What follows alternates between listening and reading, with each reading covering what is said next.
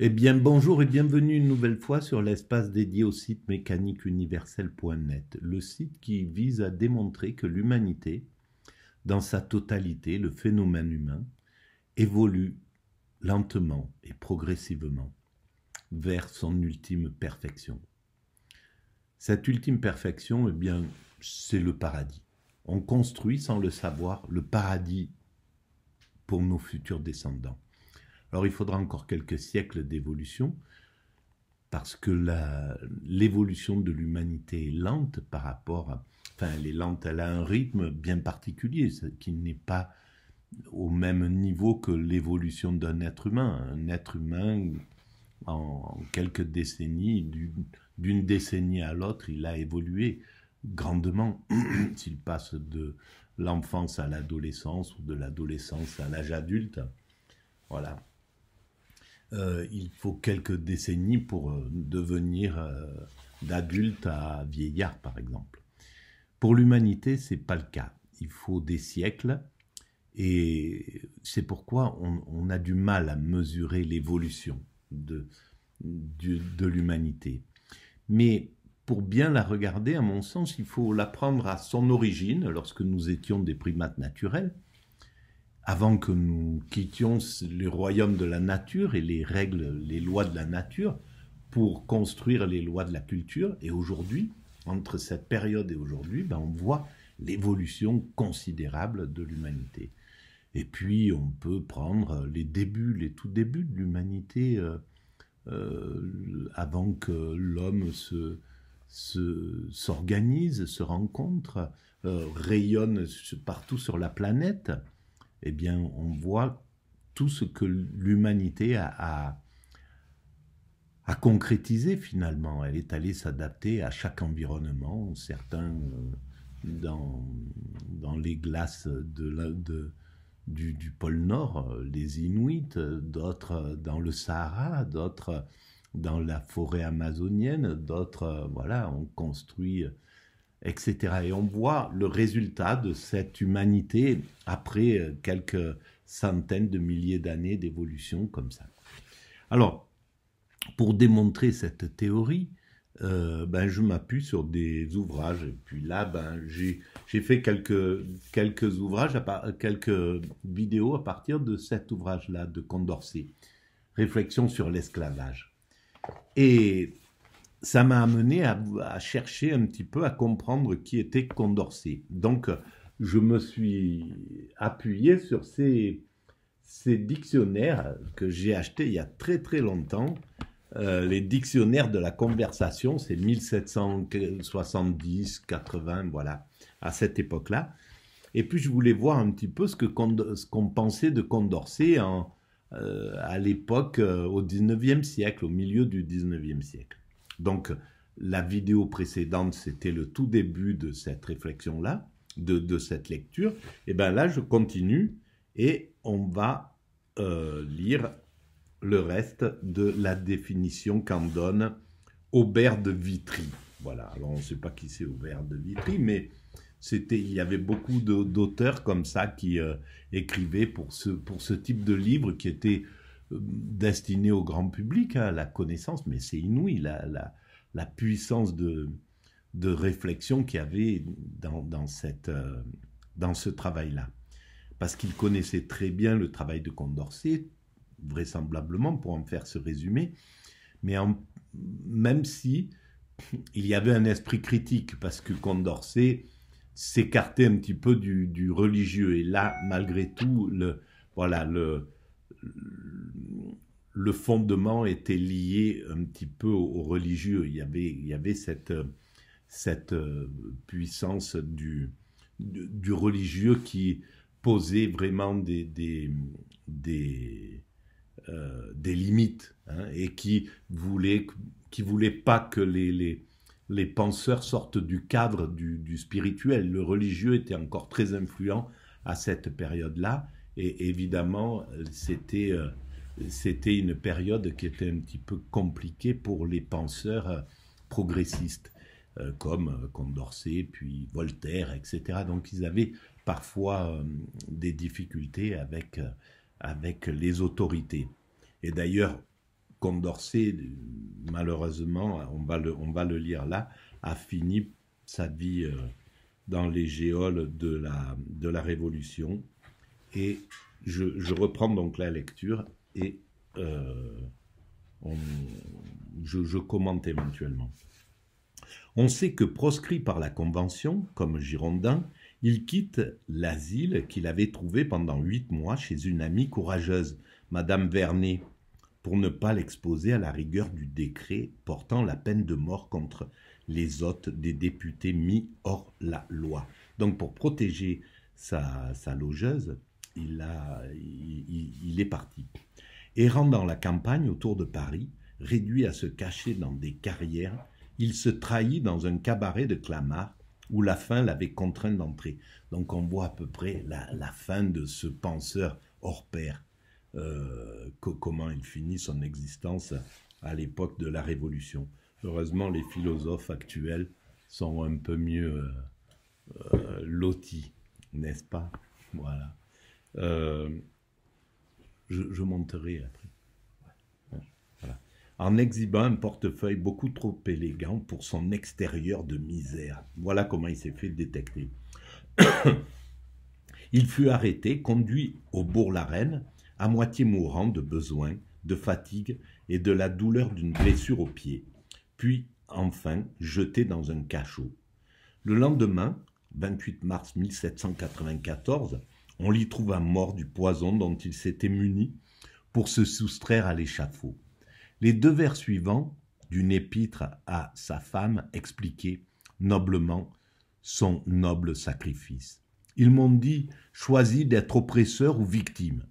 J'embrassais le malheur et leur laissais le crime. » Par ses ouvrages de mathématiques, Condorcet a mérité un nom distingué dans la science.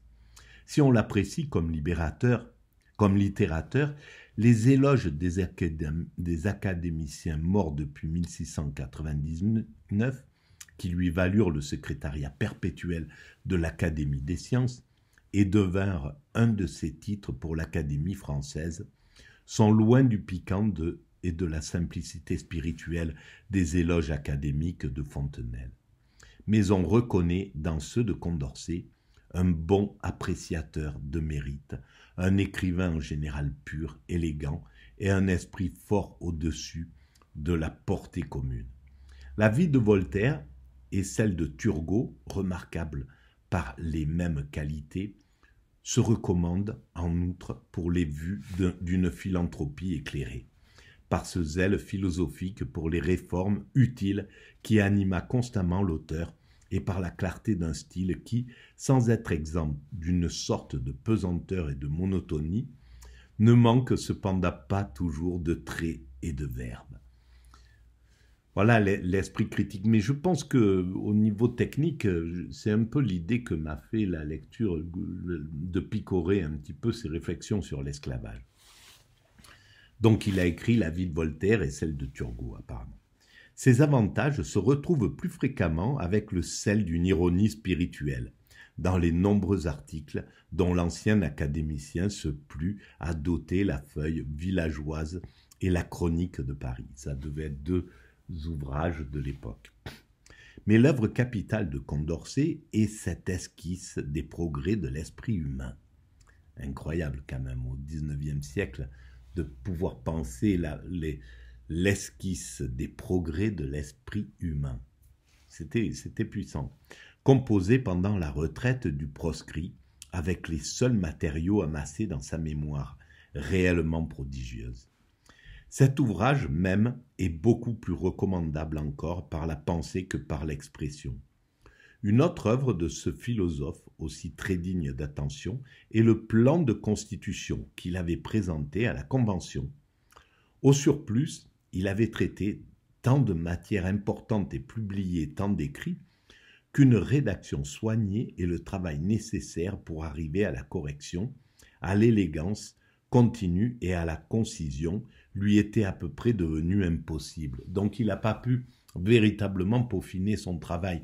Il a dû le jeter comme ça sur le tas. Donc voilà, on peut critiquer un peu sa façon d'écrire, mais elle est explicable. La nature, d'ailleurs, lui avait refusé l'imagination et le coloris.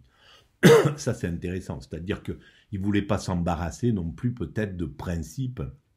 Il n'en avait peut-être pas les moyens naturels au niveau écriture, mais il ne voulait pas s'embarrasser de faire de la littérature. Et je pense qu'en tant que philosophe, c'est intéressant d'être cash, voilà. Ça me fait penser à Wittgenstein ou à des écrivains comme ça, peut-être. Je ne sais pas, je ne connais pas très bien, mais qui cherchent pas à séduire, en fait. Il faut être efficace avant tout. La douceur et la bonté formaient le fond de son caractère. Son extérieur réservé, même froid et quelquefois empreint de timidité dans le monde, couvrait une grande chaleur et beaucoup de force d'âme qu'on ne lui eût pas soupçonné. Tout le monde connaît le mot de d'Alembert qui disait de lui « Ne vous y trompez pas, c'est un volcan couvert de neige ».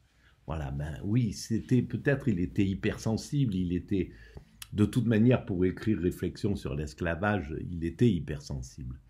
Et donc ça donne, et on comprend alors qu'il ne voulait pas, qu'il a peut-être préféré le suicide à la guillotine et à tous les tourments que ça a enclenché d'aller vivre comme ça. Il avait pour lui fait son œuvre, donc il fallait s'épargner la souffrance. Sa conduite comme particulier et comme homme public fut toujours marquée par la droiture, la fermeté et le désintéressement. Magnifique. Droiture, fermeté, désintéressement. Sous le premier rapport, nous ne lui connaissons qu'un seul tort, celui d'avoir aidé Voltaire à dénaturer le sens des pensées de Pascal, qu'il trouvait sans doute trop rude jouteur pour lui laisser toutes ses armes. Et oui, et pourquoi aller démonter Pascal? C'est ça, Voltaire était... C'est le problème un peu des philosophes qui ont un esprit critique ultra développé, mais pas lié à l'ego. C'est pas un esprit critique basique, c'est un esprit critique instinctuel, animal. Et donc, il y a un désir de détruire, quoi, au lieu de comprendre et d'améliorer, de critiquer, mais en gardant aussi le positif de l'autre. Persuadé qu'un régime d'égalité était seul compatible avec le bonheur des hommes, Condorcet fit bon marché de ses titres, de sa position et de ses avantages de fortune comme noble et comme académicien. Sous l'Ancien Régime, il avait refusé de louer de la Vrillière et donné sa démission d'un emploi éminent dans l'administration des monnaies pour éviter tout rapport avec Necker, qu'il ne croyait pas étranger à la chute de son illustre ami Turgot.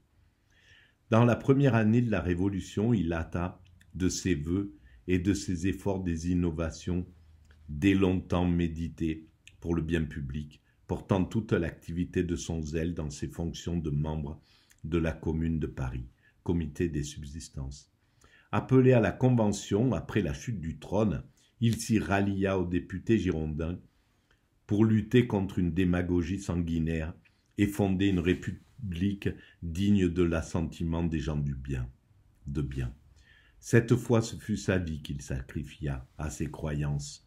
Son nom restait pur de toute souillure et le souvenir de sa magnanimité, de sa magnanime abnégation ne périront jamais. Et il avait absolument raison. Et là, bon, on va arrêter là, mais à la suite, il y a Condorcet, Sophie de Grouchy, marquise de Condorcet. C'était son épouse. Et ce qui est dit sur son épouse, c'est quelque chose de magnifique. La plus belle personne peut-être de son époque ne fut pas moins remarquable par son esprit. Elle était née à Paris en 1758. Élevée dans une famille noble et riche, elle parut fort jeune à la cour de Louis XVI, où plusieurs grands seigneurs briguèrent l'honneur d'obtenir sa main. Un seul eut le privilège d'attirer ses regards. Il existait malheureusement entre eux d'invincibles obstacles. Mademoiselle de Grouchy, gaie jusque-là, devint tout à coup mélancolique et réfléchie. Ce fut en proie à ces tristes préoccupations qu'elle rencontra dans le monde Condorcet, dont les idées philosophiques se présentèrent à elle comme une consolation. Elle se sentait du penchant pour les études sérieuses, pour les spéculations d'une haute métaphysique. La supériorité de l'illustre philosophe séduisit son esprit. Il la fit demander en mariage et elle accéda à ses vœux. Moins assure-t-on pour jouir de la compagnie d'un époux que de celle d'un sage. Voilà. Mais donc elle était, comment on appelle ça déjà, sapiosexuels, qui sont attirés par la sagesse, par la connaissance, par l'intelligence. On a prétendu que Madame de Condorcet avait été poursuivie des hommages publics d'Anarchasis Klotz, qui ne l'appelait que la Vénus lycéenne. Jetée dans les cachots, elle n'en sortit qu'après la mort de Robespierre. Les infortunes qui l'accablaient ne lui firent point abdiquer une cause dont elle avait de bonne heure embrassé les principes. Elle resta dévouée au culte des grandes vérités et vécut longtemps dans un petit cercle d'amis, parmi lesquels on comptait toutes les anciennes prédilections de son mari, Cabanis, son beau-frère, Madame de Staël, Suard, Garat, d'Estut de Tracy, la Romiguière, Ginguené, etc. Plus tard, ce cercle s'agrandit et sa maison devint le rendez-vous de ceux que Bonaparte appelait les idéologues. En 1817, lorsque le maréchal Grouchy, son frère, sous le poids d'une accusation capitale fut cité devant un conseil de guerre, Madame de Condorcet lui donna des preuves d'un attachement sans bornes et protesta d'avance contre un jugement qui violerait la capitulation de Paris. Après avoir passé les dernières années de sa vie dans la pratique de la plus active bienfaisance, elle mourut le 6 septembre 1822. On lui doit la traduction de la théorie des sentiments moraux, suivie d'une dissertation sur l'origine des langues, par Adam Smith.